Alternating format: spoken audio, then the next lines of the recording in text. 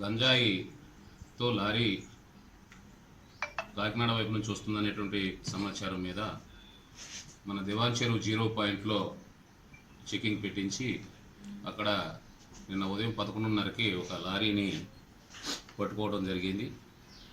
ఆ lorry number RI21GB 9273.